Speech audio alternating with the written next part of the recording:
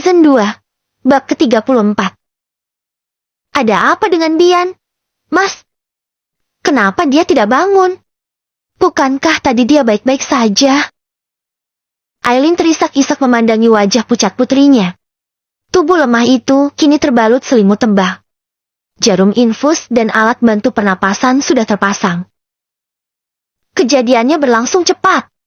Seseorang menyamar menjadi perawat dan berusaha mencelakai Bian dengan mendorongnya ke danau.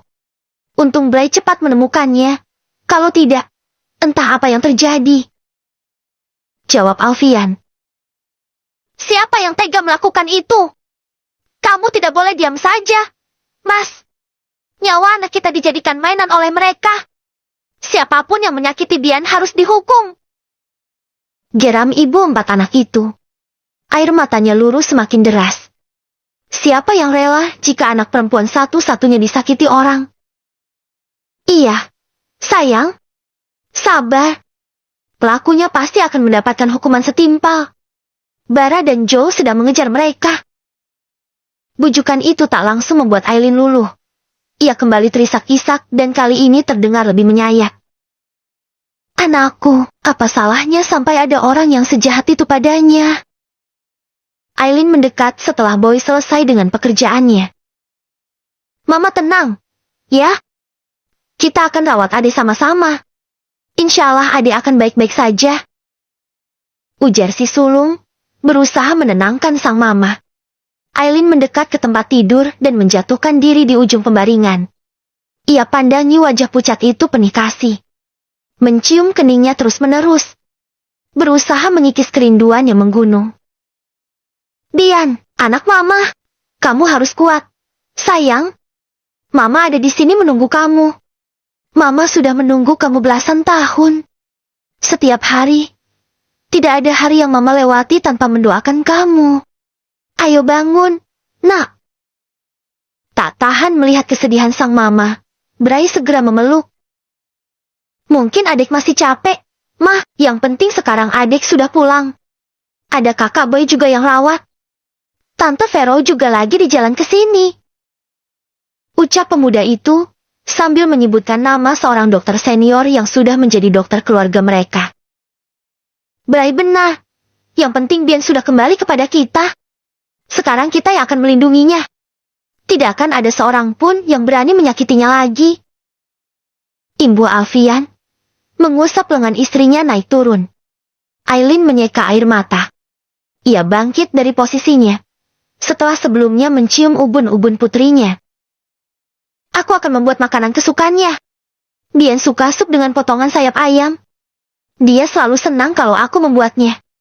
Istirahat saja dulu. Kamu juga kelihatan pucat. Aku tidak apa-apa, Mas. Bianku sudah kembali. Kehilangannya membuatku ingin menghukum diriku atas kelalaianku menjaganya. Alfian menariknya ke dalam pelukan. Begitupun Boy dan Bray. Keduanya memeluk sang mama dan melengkapi kebahagiaan mereka sore itu. Hampir 1 jam Alfian tidak pernah jenuh memandangi wajah yang sedang terlelap. Memindai setiap bagian. Mulai dari mata, hidung, bibir dan bulat wajah. Satu tangannya terangkat. Membelai wajah itu penuh kasih, lalu menciumi keningnya berulang-ulang. Tidak pernah terbayangkan sebelumnya bahwa Bian, putri kecilnya itu akan pulang ke rumah suatu hari nanti. Alfian bahkan sudah pasrah dan mengikhlaskan segalanya. Dia tetap cantik seperti yang dulu. Cucu kesayangan Oma. Ucap Mama Fanny, mengusap rambut panjang cucunya. Kamu harus menyiapkan uang yang banyak untuknya. Al, dia sudah lama tidak berbelanja, kan? Oma Titin menyeka air mata yang terus berguguran di pipi.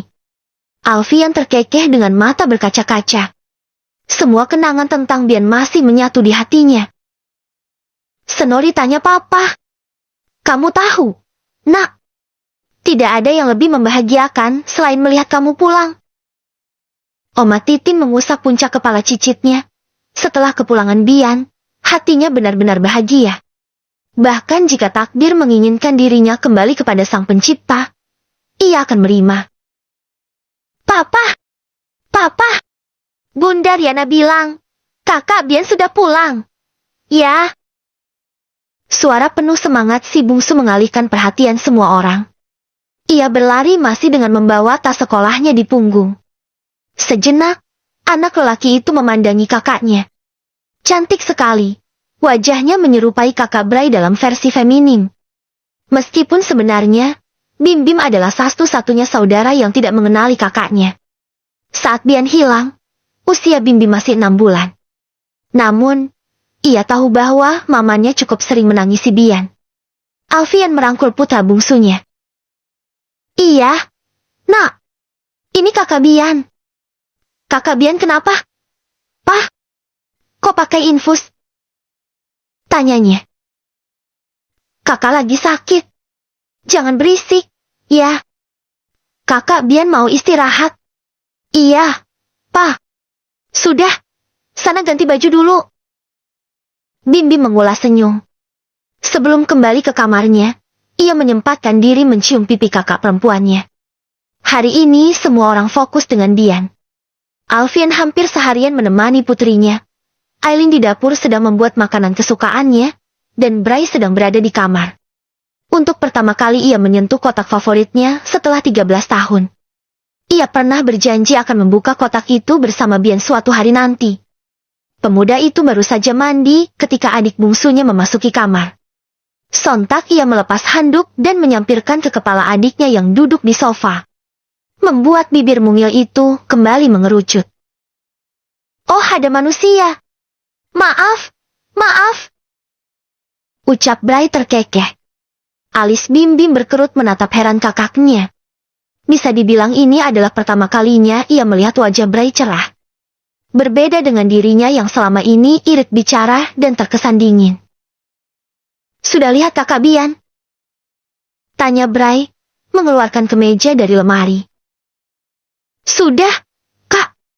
Mukanya mirip kakak Bray. Jawabnya. Oh iya, Kak. Di bawah ada kakak Alan. Sudut mata Bray seketika memicing. Rahangnya mengeras. Ngapain dia kesini? Sementara itu, Bao sedang duduk di sebuah ruangan. Ia sedang bertukar suara dengan Raffi melalui pesawat telepon. Pokoknya Fanya harus tertangkap. Dia mendorong Dian sampai jatuh ke danau. Ada bias kemarahan dalam nada Boy saat mengucapkan kalimat itu. Tenang saja. Aku dan ayah sedang mencari mereka. Om Marwan juga melarikan diri. Dia tidak ada di kantor lagi. Bao mendesis geram. Kasihan Elan. Selama ini dia diperalat Om Marwan. Bahkan Om Marwan hampir membuat Elan membunuh ibu kandungnya sendiri. Jangan bicarakan dia. Aku masih marah karena kelakuannya. Aku mengerti. Kita semua kecewa dengan Elan. Sejak bergabung dengan Om Marwan dia berubah. Itu kan salahnya sendiri. Dia lebih percaya dengan Om Marwan dibanding orang terdekatnya. Balas Boy, dengan pendirian sulit diubah. Lebih buruknya lagi, dia berpacaran dengan Fanya. By the way, apa yang akan kamu lakukan? Memisahkan dia dari Bian? Tanya Raffi.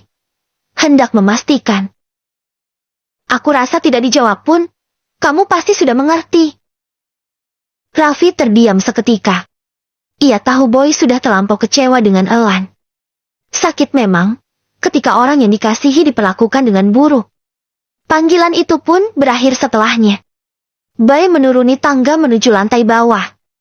Dalam sekejap sorot matanya berubah penuh amarah saat melihat siapa yang baru saja datang ke rumah mereka. Bukan hanya Boy.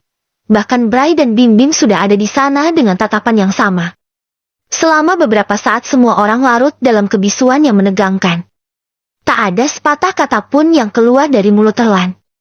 Terlebih saat Alfian datang ke tengah-tengah mereka. Aku benar-benar minta maaf untuk semua kesalahan Elan selama ini terhadap Amirah. Darren membuka suara. Bian, dia Bian. Balas Alfian. Bukan Amirah. Darren mendesah pelan, sementara Alfian menatap pelan dengan sorot mata dingin. Ia mempersilahkan mereka untuk duduk. Dengan harapan mereka bisa membangun rumah tangga sakinah, kamu menjodohkan Erlan dengan anakku. Tapi, hari ini, aku mau meminta anakku kembali. Lagi pula Erlan tidak pernah menjalankan tanggung jawabnya sebagai suami. Dia tidak pernah menafkahi secara lahir dan batin. Dia bahkan pernah berniat menceraikan anakku demi wanita lain. Sekujur tubuh Erlan terasa meremang. Ia bahkan tak berani lagi mengangkat kepala dan menatap Alfian. Alfian menyorot Erlan tajam. Kepingan kejadian di masa lalu bermunculan di kepala. Hari pernikahan di mana Erlan membiarkan istrinya duduk seorang diri. Kejadian di restoran di mana ia mendengar sendiri ucapan keji Erlan. Dan pagi tadi, saat Erlan mendorongnya dengan kasar. Semua ingatan itu membuat amarah dan kecewa Alfian terasa melambung. Sederhana saja, sebagai ayah kandung Bian dan sebagai walinya, aku ingin pernikahan mereka dibatalkan. Kembalikan anakku. Seketika Erlan merasa dadanya seperti ditikam. Ia menunduk, betapa ia telah menyia-nyiakan wanita yang mengisi hatinya selama ini, memberinya luka yang begitu dalam.